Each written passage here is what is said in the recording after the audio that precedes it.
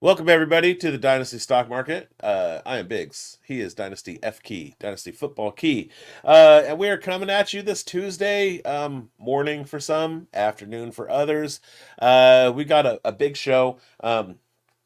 Basically, we're doing waiver wire ads based on the injuries that have been happening over the last weekend of week one. A reaction of the games that went on. Panic, don't panic. Who to freak out about, and mostly don't. Maybe some trade targets, something like that. So let's hit this intro, producer. Thanks, producer. And get into it.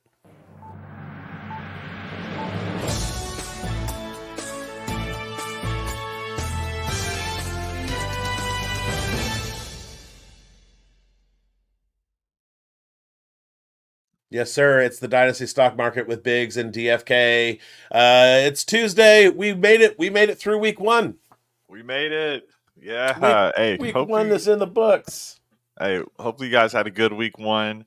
It was fun no matter what. We had some surprises and some letdowns, but guys, don't overreact. That's what I'm gonna say. Just start off the bat. All right, don't panic. Yes, don't panic. Just looking over my results for the week: loss, win, loss, win, loss, win, win, win, loss, loss, win, win, loss, win, loss, win, loss, win. Um, which is how it goes when you Yeah. have so much variation out there in the fantasy space. Some of my most important leagues that I like, I wanted to win the most in, I won. Uh, Home league, Right. I needed a 32 point night from Brees Hall against the Niners defense. Didn't happen for me. Um, I wouldn't ever bet on on that happening for me ever. Anybody getting 32 points from the running back position against the 49ers. But yeah, I was hoping and it didn't work. Hey, he had a nice little start to the season, though. Anyone who's got Brees Hall is feeling pretty good, and he's going to have one of those big weeks, I think, not too far off in the near future. Sure, and went better than my Jordan Love shares. It went better than my Evan Ingram shares. It went better than Yeah, my man. Zamir White shares. But don't panic. Do Brutal. not panic. All right. So we had some pretty big performances over the weekend from a lot of guys that were on the waiver wire. So let's talk about some waiver wire pickups. Um, I'm gonna go ahead and look at. Let's just go with. We'll go with my home league. It's a PPR available players. And are you doing a threshold of roster percentage for the folks I out I, there? I typically do, but I'm looking in a 10 team league. Yeah. So there should be. Yeah, that's what my home league is. And luckily I was able to I think I had CMC there and I was able to pick up Jordan Mason, just move CMC to the IR, pick up Mason. He was only rostered in 38% of leagues, Jordan Mason that is. So it kind of bailed some folks out there at the last second. Yes, and there was some injury news over the weekend. So number one, T Higgins was out, Christian McCaffrey was out, Jordan Love got hurt. So we've got a quarterback to look at, we've got a wide receiver to look at, we got running backs to look at, Tight the end too. tight Fer- ends too, Ferguson and Joku. and Joku and Ferguson. Yeah, I think you might have just said Ferguson, but Mhm. Discord is like pinging in my headphones, or ear goggles, as Jimi Hendrix liked to call them. Let's focus on quarterback. Let's start at quarterback. The first quarterback who is available on my waiver wire, who I already have a claim in, and I have third spot because I lost Jordan Love, Derek Carr. Oh, man. Wow. Derek Carr was one of the top quarterbacks this past season. I think he had the highest completion percentage. It was he only had like 3 missed passes. I mean, guy really just kind of broke people's minds. We were not expecting this performance. And look, I they were was playing against the Panthers. Okay, was it because they were playing against the Panthers? No, I Or I actually ooh, faded him and didn't pick him up last week, because he was playing the Panthers, and UC Davis legend Ejiro Evero is the head of that defense, Hmm. and they had a really really good pass defense last year, and I thought they were going to come out of the gate and shut it down. Um, I talked all summer, and if anybody watched my player profiler today NFC South preview with Buddha Cheese and Rhett Manuel, I've been hyping up the Saints all summer because of Clint Kubiak and the analogous offense that he has in New Orleans to what he had as the offensive not coordinator, the game plan Okay. structure in San Francisco. He brought in fullbacks. He's got Kamara, who's the Christian McCaffrey analog. They got Jamal Williams, who is the third down or the short yardage pounder. They've got big wide receivers to play the Debo role. They've got Chris Olave, who's a target guy, Foster Moreau, and Juwan Johnson at tight end to kind of play the 12 personnel and George Kittle role. So they have the things in place. And Derek Carr, I've watched every single game that he's ever played because I'm a Raiders fan, and then when he went to New Orleans, I followed him. Um, and I knew that Clint Kubiak offense would be pretty potent just because that's what he does. I didn't expect Derek Carr to be QB6 for week one Yeah. with only 200 yards passing. Yeah. Crazy. So imagine when Carr starts hitting 350 yards, when he starts teasing 400 yards, and he's got Rashid Shaheed on the deep ball. He's got Olave underneath. He's Yeah. got You love to Taysom see Hill that. doing stuff. Two tight ends getting touchdowns. Dump it off to Alvin Kamara. When that offense is cooking and Derek Carr's yardage goes up, he's going to be even better. So on all my shows and especially on Player Profiler today, uh, I've been hammering Derek Carr. So Awesome, man. Yeah, 19 of 23 passing, 3 touchdowns, no interceptions. So really efficient day for him, man. And yeah, and Taysom Hill didn't get in the way. He had 5 carries as a rusher and 2 targets. So they leaned on Derek Carr there to just get it done. and they didn't have to. It wasn't a close game. They weren't playing from behind. So some of those weeks, he's going to have to be chucking it 35, 40 times instead of 20, and his numbers are just going to go up. And he already finishes QB6. The other guy, what do you think about Sam Darnold? He showed that he can be accurate and efficient in that Kevin O'Connell offense. He's got Justin Jefferson with him, and for the time being, I mean, he was QB 14, so it wasn't like he completely smashed, but he's got Hawkinson coming back in about a month.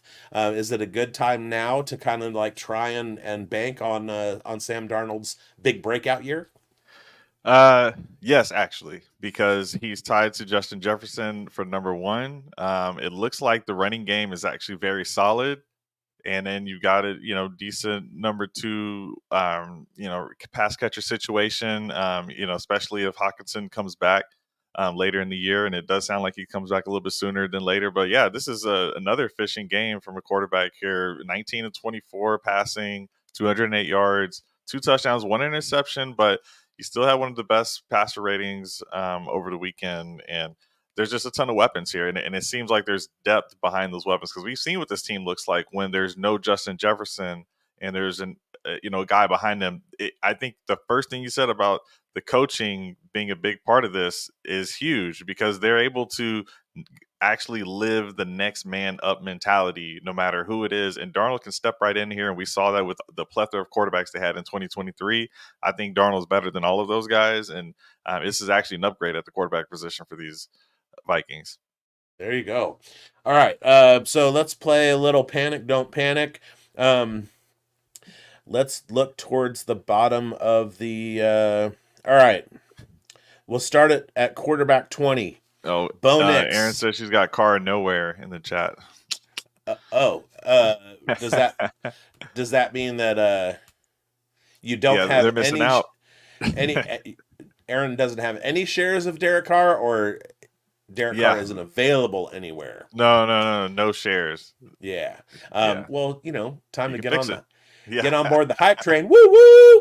All right. All right. Panic, don't panic. Number 20, QB 20, Bo Nix. Yeah.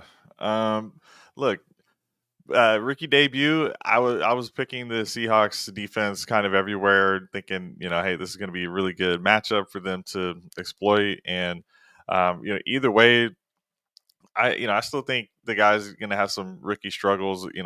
Weeks here and there are going to flip based on kind of the matchup. But I think he held his own. I'm not sure how you feel about the Seahawks defense. I think they're good.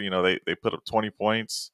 For him, a lot of attempts, right? That's what stands out the most. So they're testing him. They're putting him through those trials and errors, letting him make those mistakes. 26 of 42 passing attempts. That's a ton Mhm. for a rookie game one. I wouldn't be surprised if they try to rethink some things and maybe they dial that back some, because that's only 138 yards that he got on that and 2 interceptions. So there's a lot to clean up, but you still gotta love the fact that they made him the captain and entrusted him to throw the ball that many times. So it's really just what are the weapons around him? Do you really feel confident? Because I've lost some faith in Marvin Mims, and Sutton was getting all the targets he could handle, but I Glenn mean, had it's 12 really targets. yeah, he had 12 targets, only 4 catches, and then Right. Devon Vele and Josh Reynolds were the next two with 8 targets. But it doesn't. I don't feel great about it, but at the same time, I think that the coaching staff sees something that I just can't see, and I'm willing to at least give them a little bit of time. I feel like a lot of the times with that Broncos organization, Sean Payton is just like, well, I gotta play the hand that I got dealt. But Yeah. he did actually go out and get Nix. He saw something in Nix. I haven't been big on Nix. I never thought that he was gonna do anything. Uh, it's all volume. If those 42 passes can start finding hands to Yeah. uh, then he might not have to throw 42 times. uh, Also, the Seahawks are they were again player profiler today. They're my dark horse for the Super Bowl. So I really like what they have going on in Seattle.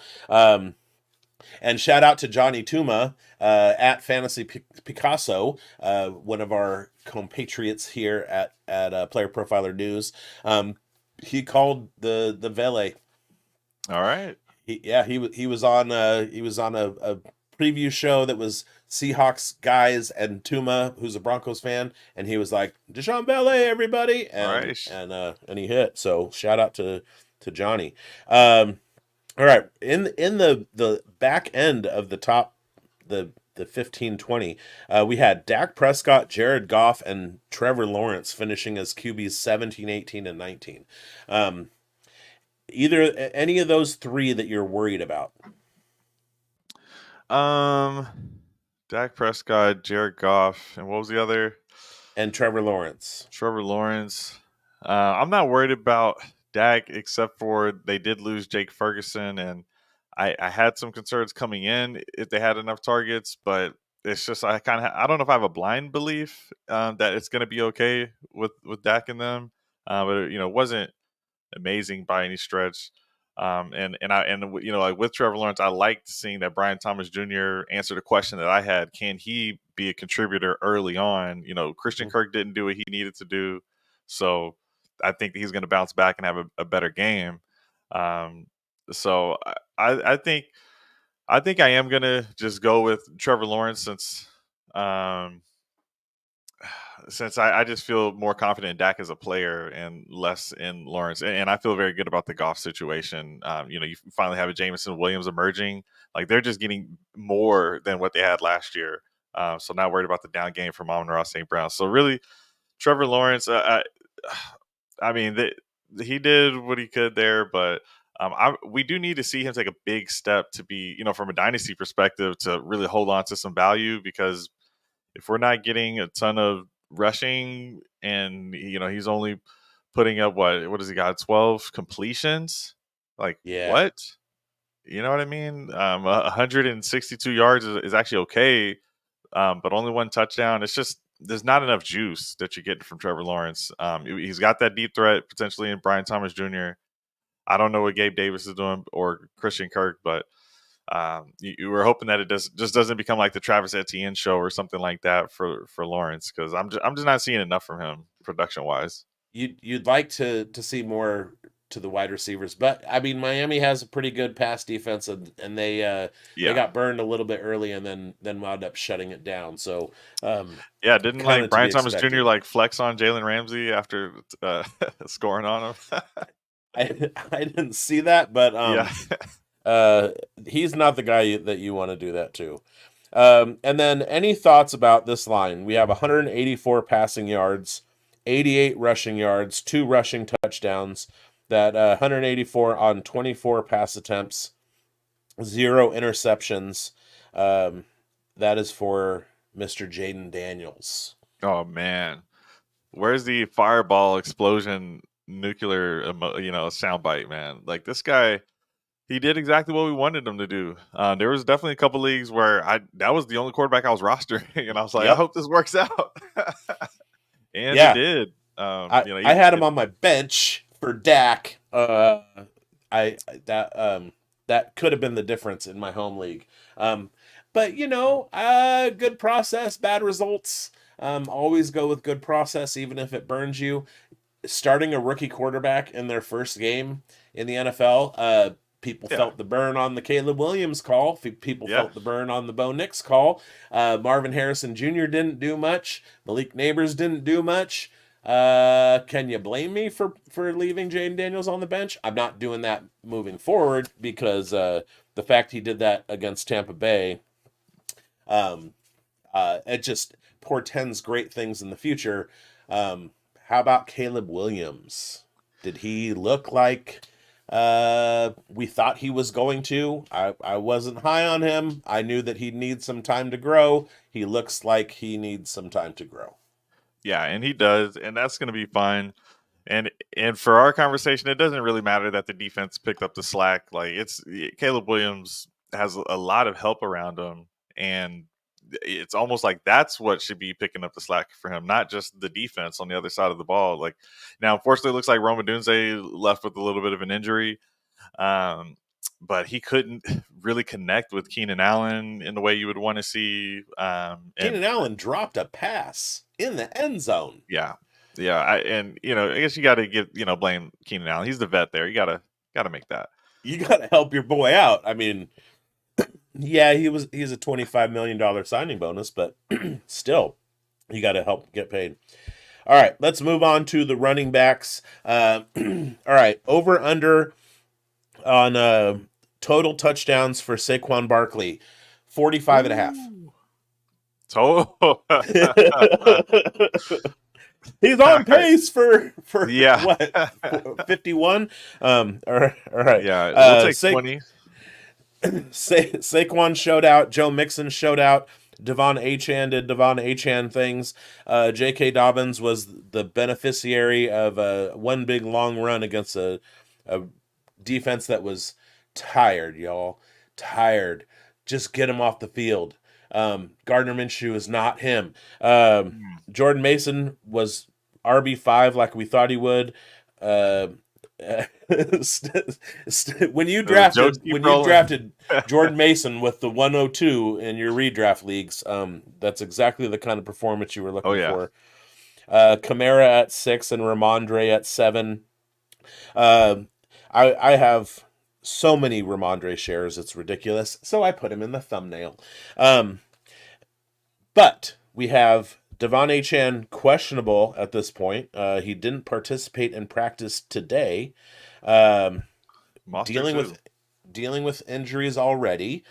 Jalen Wright was a healthy scratch, but if Mostert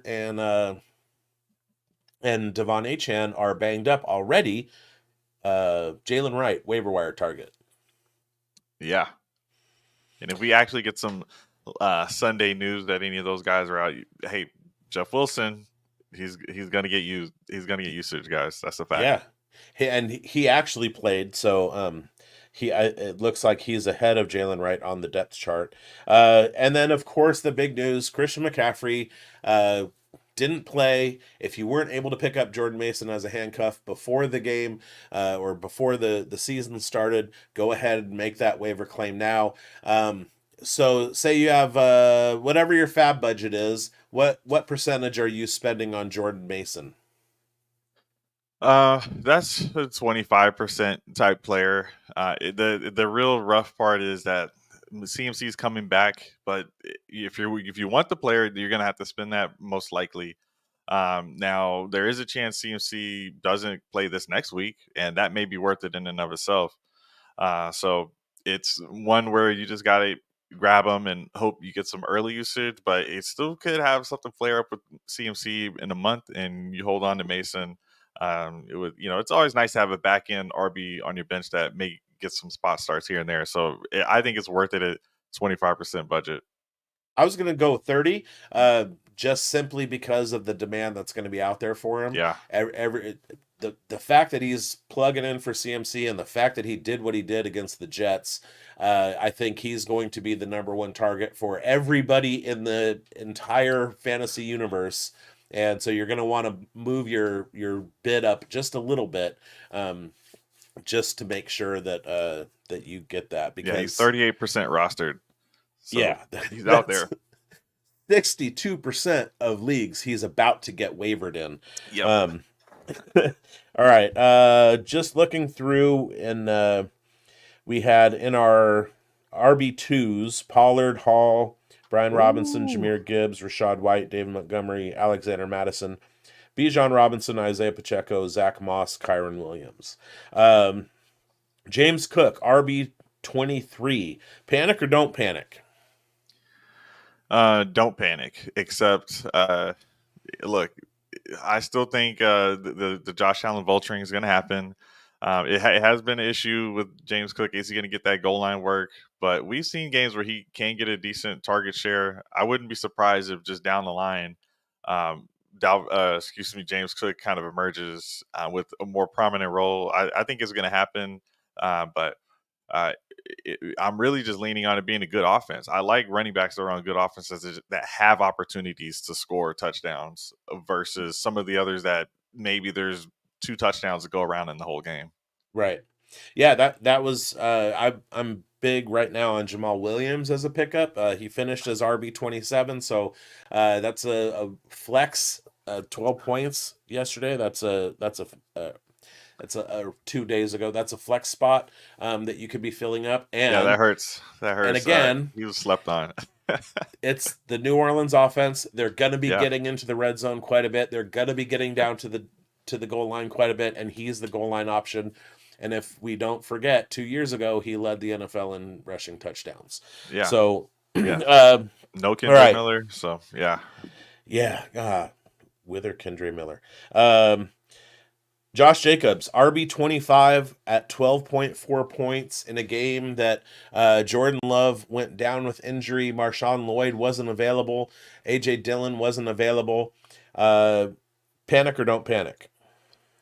Well, yeah, I'm panicking, and this is 2 in a row. Like, to be honest, like on some of my almost last 2 shows, like I was fading Jamal Williams, and then I was hyping up Josh Jacobs, and this hurts because before the Jordan Love injury, which happened at the very end of the game, Josh Jacobs just wasn't getting it done how I thought he was. I just thought the workload was going to be incredible. I'm seeing 20 plus touches in my mind.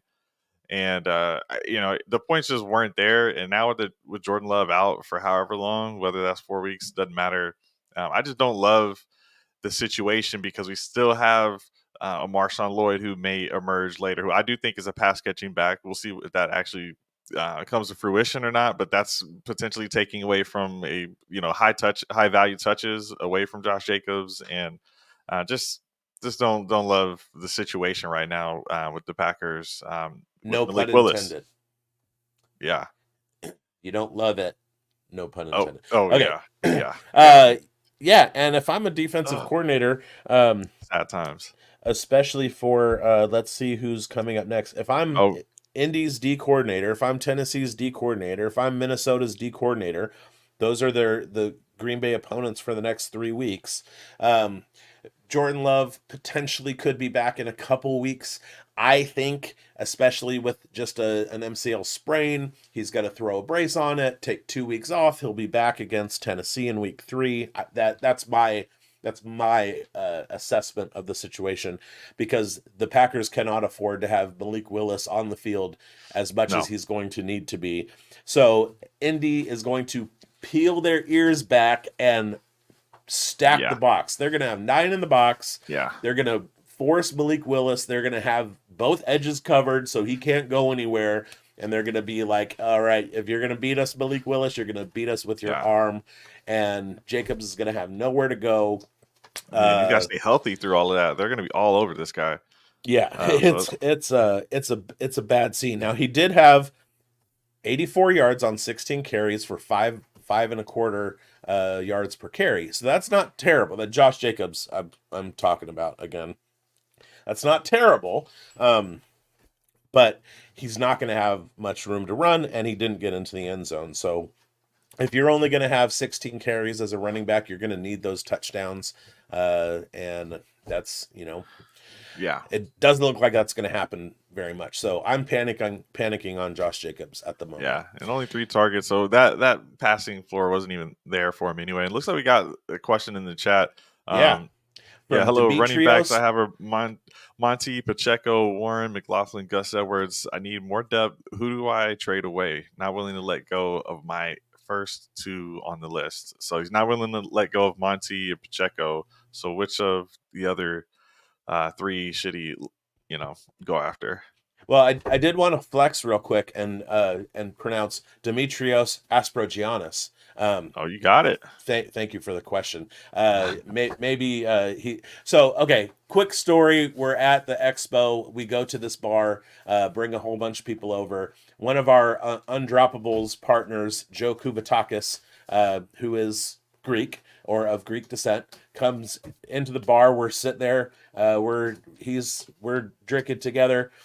The bartender happens to be Greek. They start chatting. Turns out they're cousins.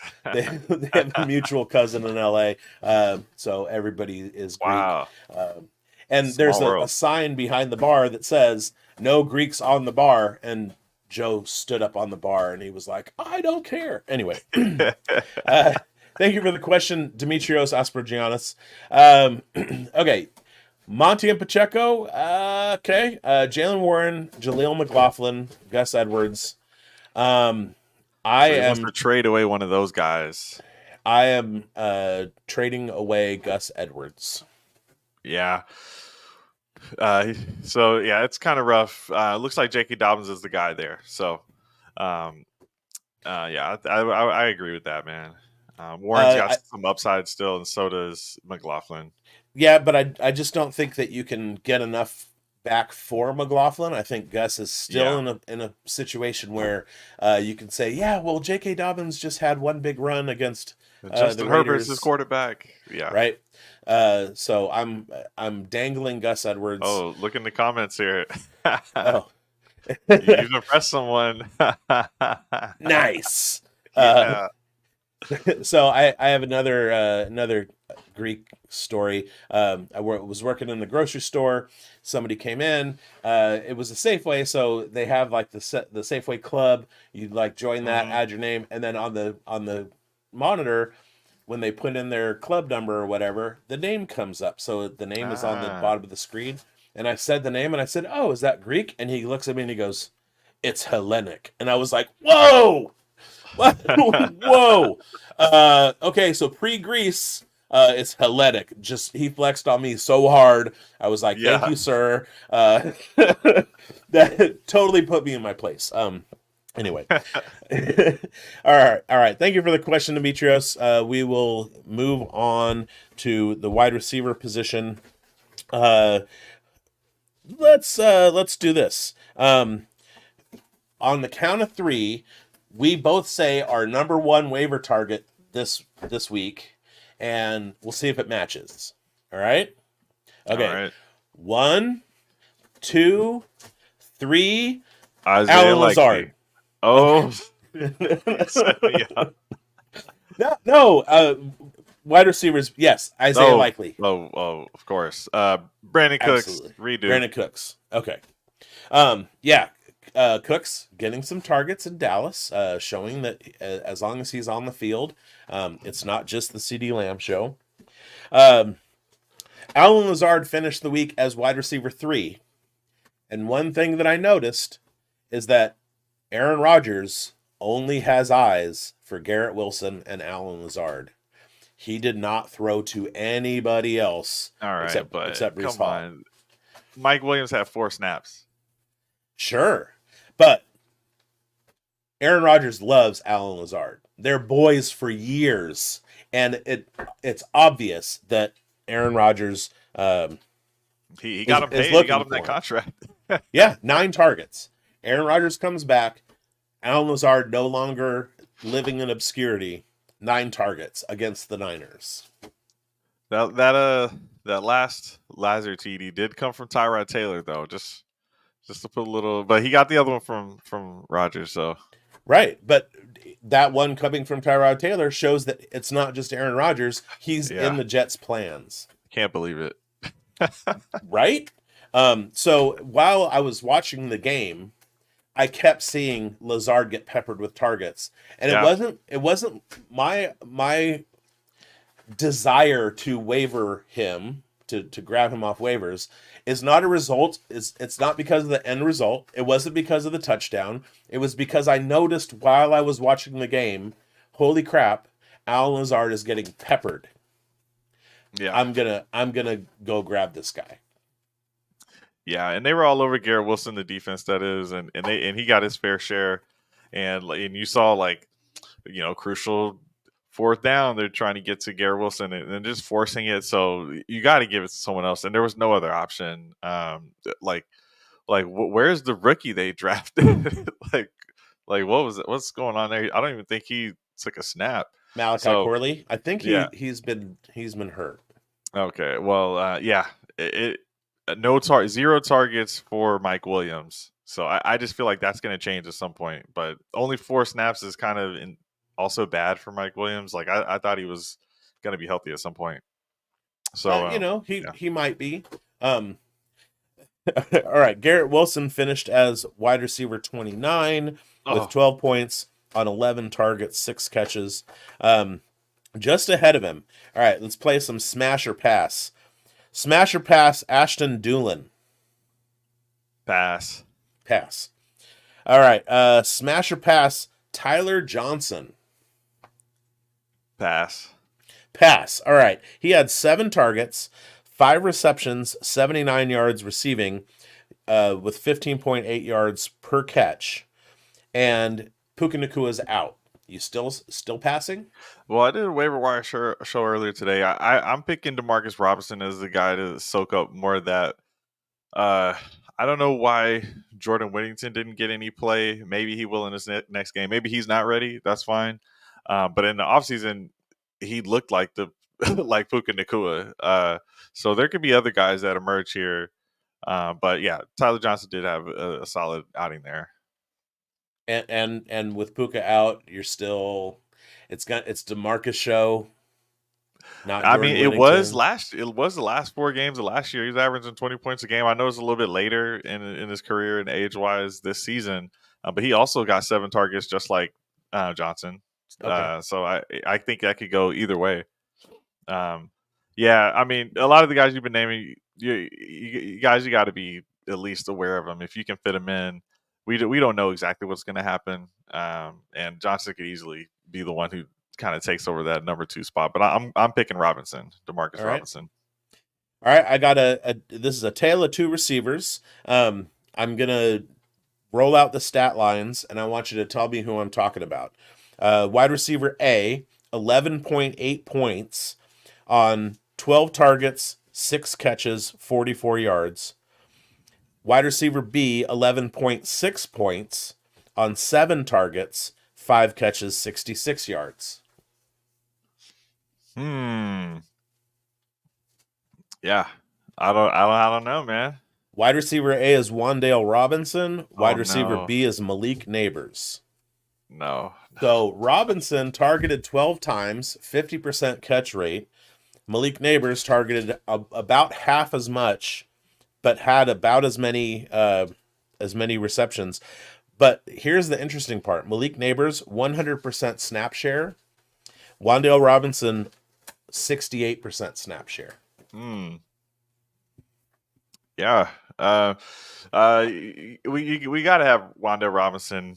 They can't just force feed the ball to Malik Neighbors. And Wanda was someone that was definitely on people's radar this offseason. So we basically have the green light there. We know that the touchdown upside is going to be low, but he's going to be that short target that they had in Saquon Barkley last season that they don't have really this year in that same way, as reliable as Barkley. So they're going to need Wandale, to be honest, kind of similarly to as much as they're going to need Malik Neighbors to just try to move the ball. Yeah. I Oh mean, man, awful.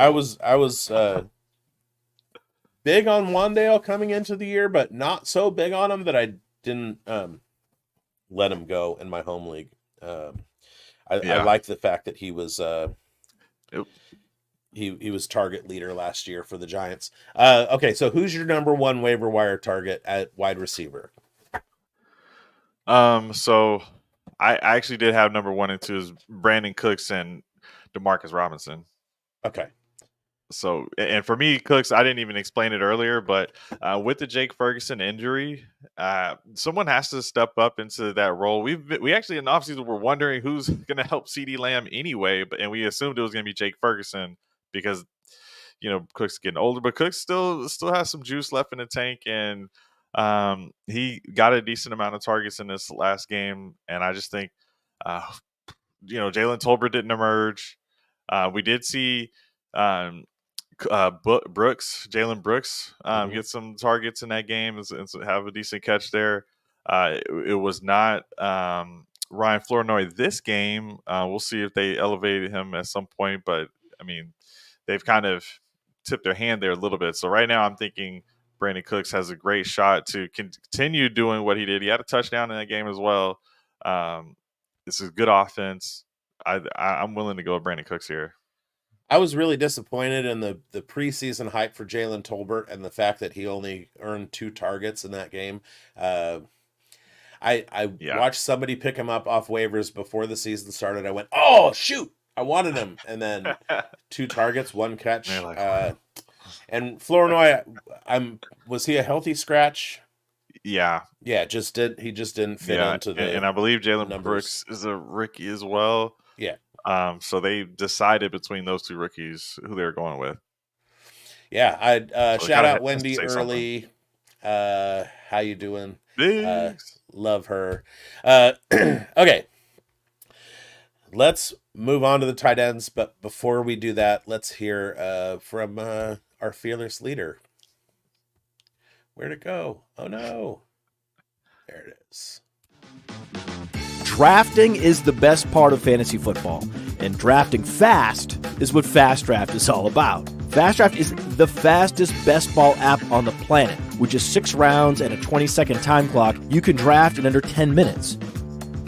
Don't have 10 minutes? Use Turbo Mode to create teams with a click of a button. We love volume players, and volume players love Fast Draft because we make it exponentially easier to max enter 150 lineups, and if a tournament you love does fill, don't worry, we'll roll out another one the next day because we focus just on the players you care about. In April and May, our Origins tournaments are rookie only because the NFL Draft is the second most popular event in American sports after the Super Bowl. Fast Draft tracks player ownership in real time, so you can always see your exposure at a glance in the draft room, and there's no position restrictions. And the best part of that is you never have to draft a tight end. With only 60 players drafted, there are 2 key ways to get unique. You draft players well above or below ADP, or shake up your boosters. The boosters let you set 4 players with point multipliers up to 2x, so you can improve your chances of being unique by putting premiums on later round picks. Okay, that's what Fast Draft's all about. Now start your engines.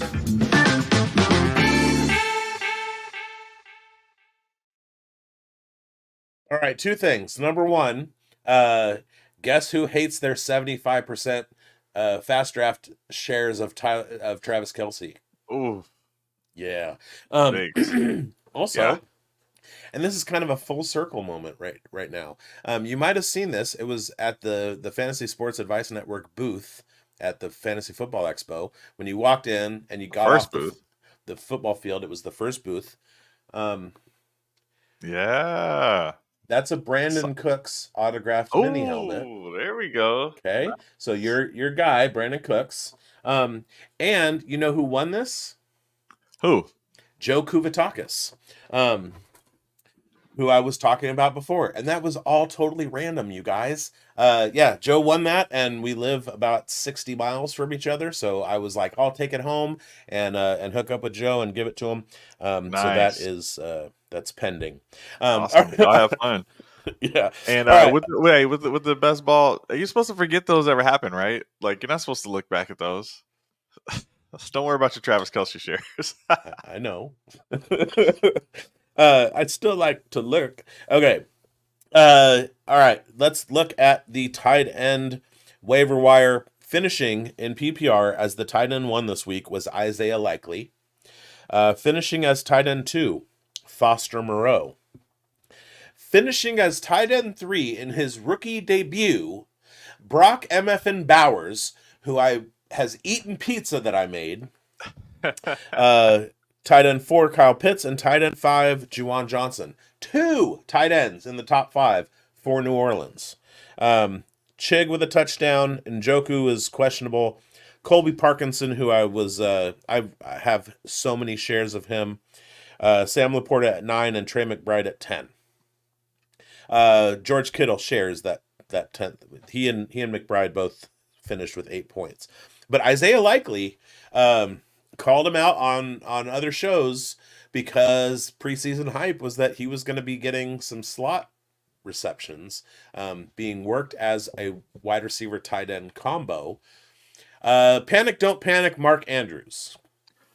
Don't panic on Mark Andrews because there's no one else for them to throw the ball to, guys. It's Zay Flowers, it's Likely, it's Andrews. And Lamar is a 2-time MVP. He can pass. Don't worry. Andrews will be fine. And Justice Hill. Yeah. He had 6 catches. That was a nice little pickup, too. Yeah, I'm in the don't panic on Mark Andrews camp as well. Let's not forget, he was involved in an auto accident preseason and didn't practice. So he is slowly reacclimating. They're going up against the Las Vegas Raiders this Sunday. They're playing at home. But the Raiders, as long in the first half of the game, pretty much kept the Chargers at bay in the passing game and shut down the run. The problem was that they couldn't stay off the field because of the Raiders' offense, so they wore down by the end of the game. But Mark Andrews, Raiders traditionally give up a lot of points to tight ends. He should have a better game this Sunday. I agree with that. Okay. Target leaders at the tight end position this week.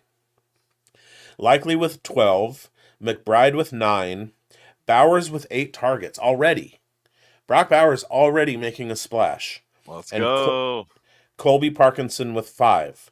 A lot of tight ends only had 5 targets. Goddard, Ferguson, Kittle, Njoku, Laporta.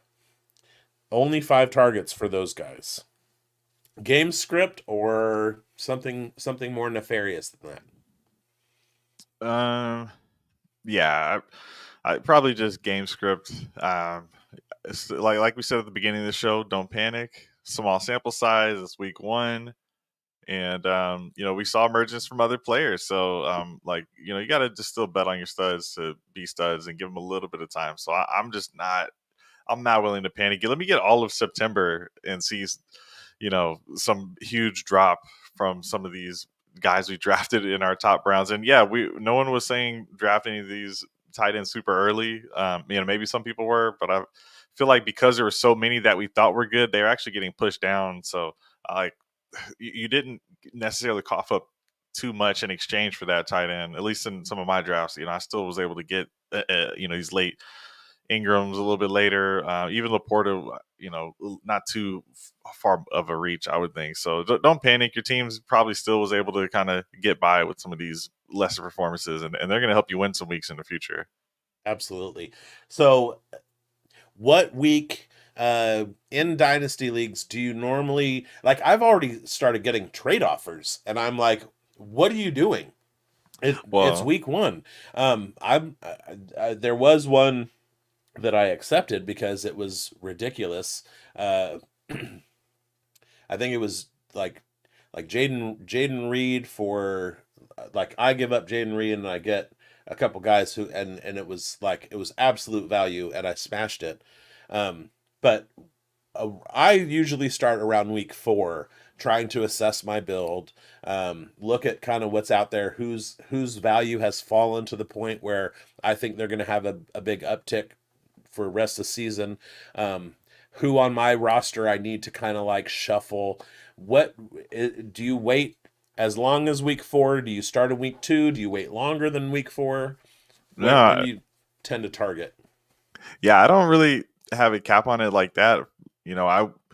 I'm surprised to be getting trade offers, to be honest, in some of the redraft leagues. I'm usually the one initiating some of those, but I do like to know where my team needs help, and I don't know that quite yet. So, like, I feel like after this next game, I at least know who doesn't have a role at that point, and then that's where I know, okay, this is who I can get rid of. Because a lot of times early on, even with the reason I wasn't too interested in participating in the pre-week 1 waivers is because I didn't know who to drop yet. And now I'm kind of getting the feeling of who's droppable. So I feel like after a couple of games, so after this week 2, I'm going to be willing to make some moves.